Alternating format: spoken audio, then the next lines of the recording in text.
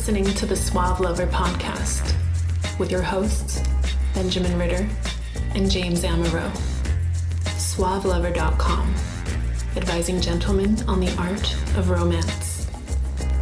Now sit back, relax, and enjoy today's episode.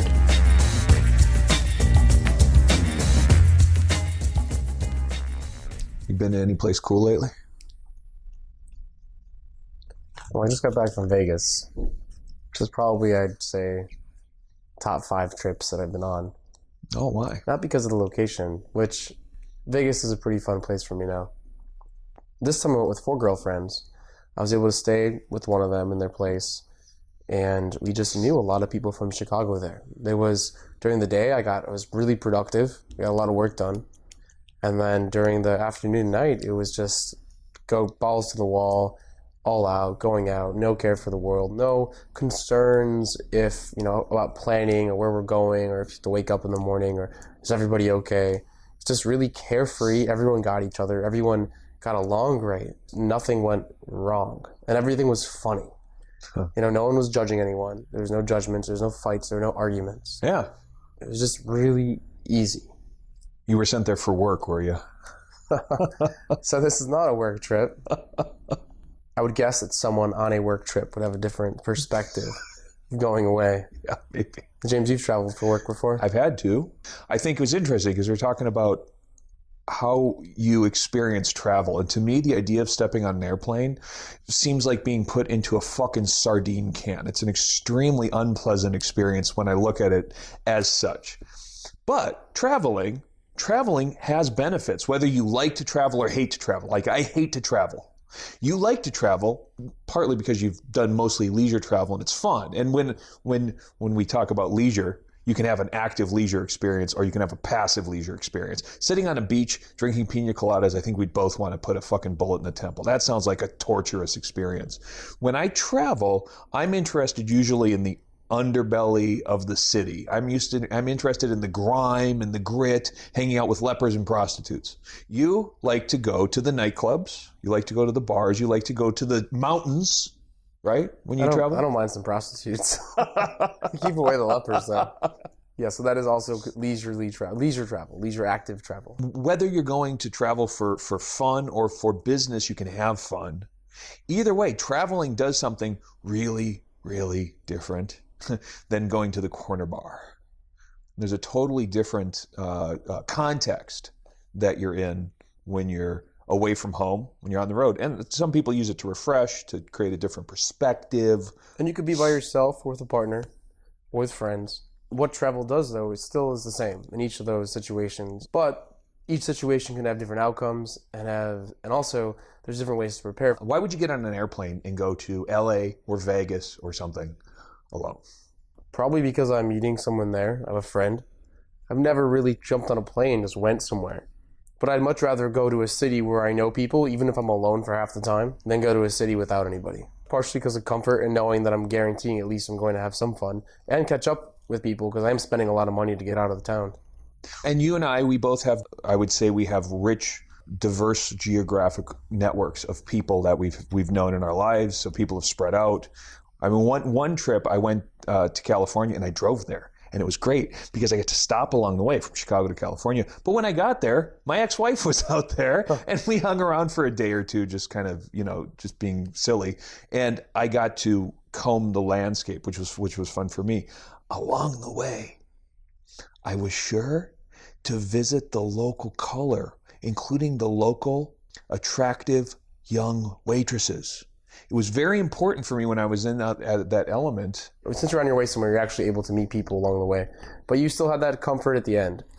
Now, I would love to jump on a plane and just go somewhere. Yeah. I would go to an event. I would go to a concert or a festival that gives you the situation to meet people. Because if you're going alone, your goal probably is to meet some people, at least during some portion of your trip. Yeah, it seems very weird to go and be unsocial, doesn't it, right? So, well, if you're not social here, you're not going to be social somewhere else. Usually. I think that there are some people who stand to benefit from being away from home who need a little bit of a nudge. But probably if you go without a game plan and you don't intend to go out to be social, you're not going to do any better than if you were to go to the corner bar. I see when you say that it could have some positive effect, because the number one effect of traveling, the whole reason to get out and go somewhere other than seeing something new or to get away from your work life, is to disinhibit. Yes, right? So if you're away, you don't worry about what people think. You have no one watching you. Yeah. If you get thrown in jail in Acapulco and you're able to get out, your boss won't find out about it here. You're just disinhibiting everything. Your sexuality, the expectations you have and what you have to do every day. And it frees you. Even if you do it for work. I know a good number of strippers who follow convention circuits. Like, what do you mean through the Southwest there are convention circuits. And what they do is when the traveling salesmen or the traveling computer guys are at the convention, during the day they're presumably making sure that other people have schmar or do business. But at night, they find the strippers and the hookers and everything else. So even for work, you can take advantage of the fact that you're in a new setting and cheat on your wife. So when you've traveled alone for work, how does it feel to be alone in a bar? This is the work traveler advice that I'll give to you. Get out of the hotel room. It's really tempting to just say, well, I'm traveling for work and I'm shutting down. And whether it's because you're doing it to meet girls or you're doing it just to practice some social skills, socialize either with your coworkers or away from your coworkers and get out into that room, that environment, that city. So before you even get on a plane, you should prepare yourself that you're going away. I don't care what you're going away for, even if you're going with a partner, to be social. This time away from home, no one will ever find out about it. Right. Rarely. Right. It's your time to practice. It's your time to get out of your shell. It's your time to try new things. The Essentials by Benjamin Ritter is your concise manual for life improvement and success with women. The Essentials has been called a straight-to-the-point lesson in the lost art of being a man. Packed with insights, this book will transform the way you think about dating and relationships. Get your copy of The Essentials by Benjamin Ritter at Amazon.com or in select bookstores today. Do things that will take you out of your shell that you wouldn't normally do. Because you will take that experience and bring it back with you home. One of the hardest things to do is to break away from like where you grew up or how you were as a kid. I mean, your people you grew up with are going to think of you as being 13 forever, right? So what do you do to break away from that? You move. You move to a different city. Well, traveling gives you a little dose of nobody knows who you were. Nobody knows that you're shy. When you're traveling, you don't have a lot of reputation following you around. Because of that, if it didn't occur to you before, know now you can completely change and experiment and practice with things. Hopefully that disinhibits you, especially if you're shy or anxious, because nobody knows who you are. Nobody's going to track you down at work and say, that guy, he looked at me in a bar and he made a comment about my large, attractive breasts. What's going to get you fired? Because nobody that you give a shit about is watching. These fucking strangers in Arizona, these random people in Florida that you're surrounded don't matter. For safety reasons, I would suggest traveling with someone or towards someone. Other than that, I see traveling alone as something that could be really useful for someone. I know a lot of my friends that have traveled for work or have traveled alone, or they've been traveling for work and then took side trips alone because it's hard traveling with someone. Yeah. We can get into that later. And they are some of the most interesting people because it changes you. Your experiences are totally reliant on you. And how many times every day of your life now do you ask someone else what they're doing this weekend? Sure. This makes you become an independent leader, social leader, sure, in a way, for your own life. Yep. And I think it's really important to at least experience that a couple times. Yep. Seek out your own entertainment. Find things that interest you. Learn to adapt yourself to the uncertainty of an environment you haven't already trodden. That's huge. That's absolutely an explorer and adventurer's mindset. But I think you could still get that from traveling with someone too. Because if I'm going to be traveling with a female, significant or non-significant, friend or lover, take the lead. There are certain things you could do when you're traveling with someone. I have found that traveling with a lover can be difficult. The stuff that I tend to like doing is very much about self-amusing and self-entertaining. And when you're traveling with someone, sometimes the burden is on you to entertain one another. That's a little bit hard for me. Sometimes. Usually you can figure out how to deal with, keeping each other engaged. But when one of you is like driving for 6 hours and the other one's staring out the window, that gets tough, right? Well, then what is the goal of traveling with a partner then? Why would I want to take this person as a companion to travel with? Why would you want to travel with a lover? Well, I think it's great. Yeah. One, because it guarantees sex. Right. Well, sure, right. Which is wonderful. Right. Mm-hmm. It gives, if you know that you get along great with someone, why not get along great with them the entire time? Yes. You both enjoy the same things.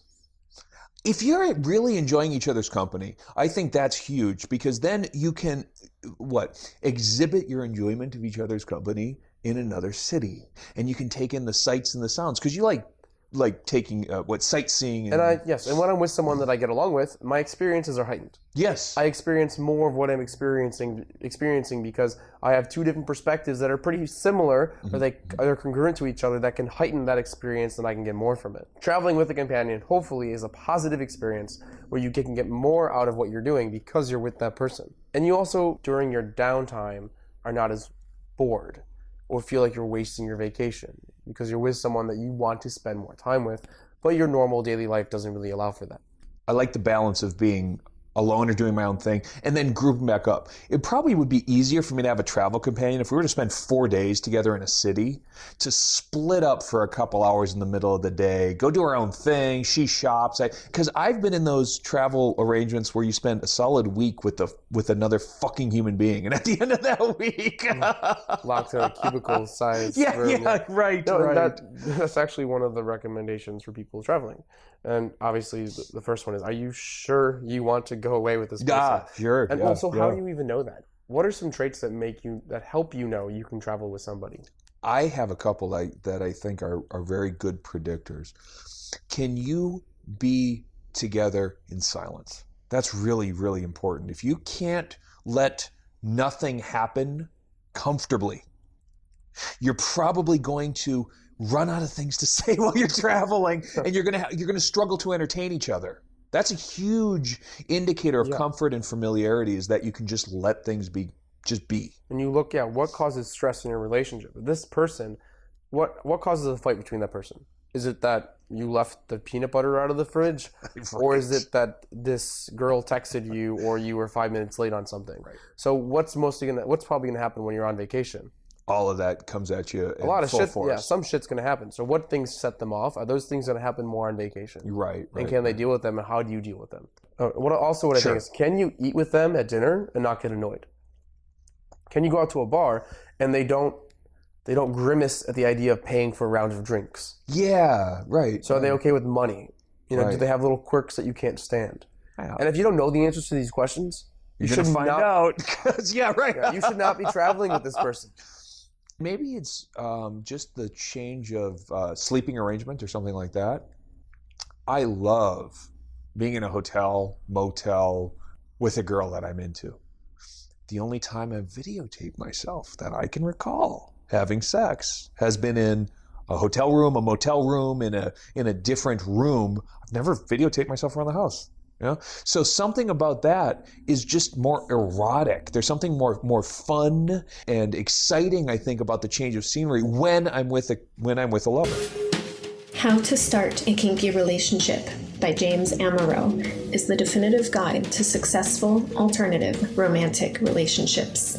The book has been called 50 Shades of Grey for real people. Educational, informative, and irreverent, this book has something to offer anyone who is curious and sexually adventurous.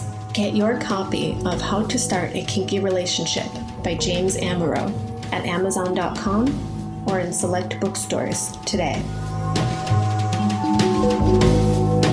What creates variety? Yeah. And sexual interest increases with sexual variety. That's actually the Coolidge effect. Lack of sexual variety decreases sexual desire. Mm-hmm. So you would imagine increasing sexual variety increases sexual desire. And that doesn't matter if it's your partner or the fucking bed you're sleeping in, or what they're wearing, or your environment. You're getting away from the stress of life. Your sex drive is going to increase as well, which is why I enjoy traveling with a partner, significant or non-significant. Do I want to go to their... And I'm not talking about their parents' house in Omaha, Nebraska. Right. We're talking about... That's obligatory. Right. Yeah. That's not what we're talking about. We're not talking about obligatory travel. Right. Screening the person that you're going away with first, knowing who you're going away with first, ensures that at least you're going to have a good time with them. Yeah. But you still have to plan a little bit about your activities. You have to know what you're getting yourself into and make sure that you have enough money to do all those things. I got a buddy who's got plenty of cash. He has no problem. He loves to get away. And he finds girls who are just travel companions. So he'll meet a girl. 2 weeks later, he wants to go to Jamaica. He invites her along. Here's the problem. This guy believes that taking her there, that footing the bill and all that, will get him laid. Yeah. You have sex before you leave, buddy. You have sex before you leave. If you go away with a prospective girlfriend, you're only going to come back with a prospective girlfriend who wants to be a wife who didn't put out. I work with a lot of people like this. Yeah. I don't know if their stories are true or not. But I know the guys well enough to know that even though they expect it, they're not good enough to get it. Yeah. And it's really sad, a lot of guys that I know that are fronting the bill. Let's imagine a world where money grew on trees and I planted a lot of them in my backyard. Sure. I really enjoyed spending time with somebody. I would pay for their trip. And I really wanted to go away. And I said, you know what? I understand what situation you're in. Cook all our meals. Go shopping for us while we're there. This trip to me is equivalent to you paying for the rounds of drinks at the bars that we go to. So I don't know what to think. If this guy's intention is he's just taking her because he enjoys her company, then I can't say anything against that because I think I would do that. But if his intention is I'm taking her here so I can have sex with her for the first time, I just laugh. But it's hard to tell that. It's how do you know what intention the person has? His only intention is to get laid, and he's doing it wrong. Mm-hmm. And love the guy. We should never pay for someone to get laid. Right. You should never, ever, and one more time ever, use the prospect of a reward to try to bait someone into a behavior. If you like what she's done for you, reward her. Don't buy her a meal hoping to get lucky. Don't take her on a trip hoping to get lucky. Don't buy her jewelry hoping to get lucky. Never buy flowers for someone because you did something wrong. I hate that. I never get that. That's weird. Right? Oh, I fucked up. I'm going to show up to your door with flowers. Flowers should be a symbol of happiness. What you should do is, if you do something wrong, never say you're sorry and accuse the other person of being wrong. That's the only way that you'll ever win an argument. And guilt trip them with stories of the past. Always change the subject so that it's not about you, it's about them. James is being and their sarcastic. failings. James is being sarcastic right now. Everyone listening, please do not follow this advice. Disclaimer. That's right, because there's some guy who English is a second language. Oh, always blame the guy. It's like, yeah, right. It's flowers, trips.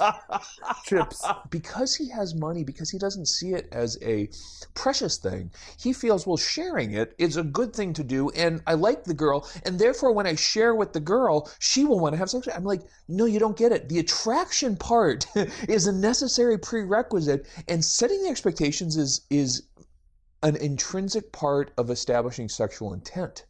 And when you travel with someone in the way that he is, wishing to have sex but not clear about the intention, not delineating, not saying it's an exchange. I give you trip, you give me pussy. What's my price.com, you could do that. But not, you could. Not on this. I bet not you in this could. Situation. Every girl I know who has ever had a sugar daddy, and they tend to get pretty good at figuring out how to work this, know that sex is the last thing they can withhold. And they get really good at providing a lot of enticement without actually having sex. Dude, you're doing it wrong. You cannot take a girl who will only have sex with you if she can get shit and convert her into the kind of girl who loves having sex with you. And also you won't get a girl to have sex with you by buying her lots of shit if she hasn't already had sex with you for buying her lots of shit. Taking her on a trip isn't going to do anything. That's right. She's going to think, wow, I get a lot of shit for doing nothing. That's right. Now, if you are traveling then with a lover and you love or enjoy or can stand, you're not annoyed by their company, then there are, I think, a ton of ways that you can, let's say, romanticize a getaway that isn't necessarily all that romantic. You're talking about things that you can do to make it, because you're in a disinhibited environment, make it more fun. Ahead and having chocolates or lingerie or something, or the right music playing in the room when you get there. Bottle of champagne. Walking into a good setting. That's very nice, right? Yeah, walk into, or set up a setting while she's out during the day, during your alone time. Little things like that automatically are more romantic because you're not home. I'm enough of a planner that I have to Google map the direction to where I'm at. I have to know what the lay of the land is. Am I going to be able to get booze, or is there a bar nearby? I mean, just the logistics of this stuff is kind of, okay, when I say it, it seems obvious that you would do this, but how many times, if ever, have you wound up and you're like, I wish I knew where the fucking drugstore was? I can tell you, when I was in Cabo and I spent 2 hours chasing down fucking rubbers because I didn't know where the 7-Eleven was, I regretted not having planned ahead that part of the trip. I don't know where drugstores are more in Chicago than I do when I'm away. I plan, and it's just like holding a baby for the first time in front of someone you're seeing makes them think of you as a fatherly figure, and how you handle a baby. They're judging you and planning for the future. Yeah. Being away with your significant other is the same thing. Are you leading? Are you planning? Are you stressed? How are you handling money? All traveling is one of the best examples for someone that you're with to evaluate you for your worth as a partner in the future. Don't go there with your arms in the air. Get there and she'll say, what do you want to do? And be like, I don't know. You want to ask somebody? Yeah. They got some brochures by the front. My dad was in the Marines, and he has a sort of rigor. He got to the point where if we did not leave at 7 a.m. to go camping, that the whole fucking trip was ruined. It was like he was just a disciplinarian when it came to that, and I picked up some of that. So here's the little part that sucks to be around me. I'm really kind of anal when I do have a plan. I set the plan and I try to make it so, which can mean that sometimes I'm like, well, we're running 10 minutes late. You don't be late to the gate for the airplane or whatever it is, right? That part is hard, and I do know that the travel companions that I travel better with grant me a little bit of leeway to deal with the logistics if they're not gonna. Like, I don't want you to hold my shit up, right? It's like if there's a plan. So this is one of the things I find is very complimentary. I'm much better traveling with someone who can either follow my lead or not interfere with it when I do try to take initiative, because I will, at some point, I'll just give up. But like, if you fuck up every plan, and then I don't care, right? And so I found that to be a really important part of compatibility when I've traveled. I've traveled with half a dozen very serious girlfriends for different things, whether it's been for family obligations or for kind of like for pleasure. And I really am comfortable if we can make the trip less of an adventure and have the destination sort of be more of an adventure. And I'm more than happy to let her take the reins. Sure. But that has never happened. I have yet to meet the magical unicorn woman who is feminine, amazing sex, beautiful, and can get shit done. So if you're not a fucking planner, don't go on vacation. Because then you should just be putting the luggage. If you're just like worth nothing, you should be traveling underneath with the bags. So let's say you don't have the magical unicorn mermaid woman to travel with. Yeah. And the travel companion who doesn't annoy you. It's hard to right, sure. Let's give a couple tips on how to hook up when you're away. You got nothing to lose. So remember that it's all about initiative and momentum. How many girls, by the way, have you met who were like said down to fuck? If you just replay your quickies, how many of them have just been out of town or even suburban girls, and you're probably not going to see ever again? All they want is a story. Yes, that's right. All you have to give them. They're making a memory. They're making a memory, and they'll give you a lot of leeway to get that story. Yeah, right. So if you meet people during the day, which you don't have to do when you're on vacation, but a really great tip is to meet people during the day. Hey, where are you going out tonight? Because everybody wants to go out when they're on vacation, when you're out, just start texting the whole fucking world that you met that morning. Find them later in the evening when they're ready to go home and they're amped up, in a high emotional or booze-ridden state. Sure. And make the most out of it. Yep. It is really that simple when you're away. So they really just want a story. Yeah. So before you get there, know where you're going. Yeah. Have a lay of the land. Yes. Yes. If you have some things that you can offer up and say, hey, we're going to check this out. You got anything better? Then the two of you can exchange your ideas and you can collaborate. You can converge, hopefully, on the same place. And then you take the hot bachelorette who's drunk home, get her pregnant in the alley, you never see her again. Dude, out, quick and easy. Speaking of hot bachelorettes, when I was in Vegas, totally saw that happen. I saw a girl earlier at a show, somehow ran into her later on that evening, grabbing my ass from behind, trying to make out with me. She's just... When you're traveling, there are no limitations. You're completely disinhibited. During the summer, I like nothing more than to go hang out near the Bean down in Millennium Park, downtown in Chicago. And everybody's a tourist. Virtually half of them cannot speak English. And some of the easiest, funnest, fastest midday pulls I've had have been, the girl from Iowa who's just killing time because her friend's out. She's alone. Yeah, exactly.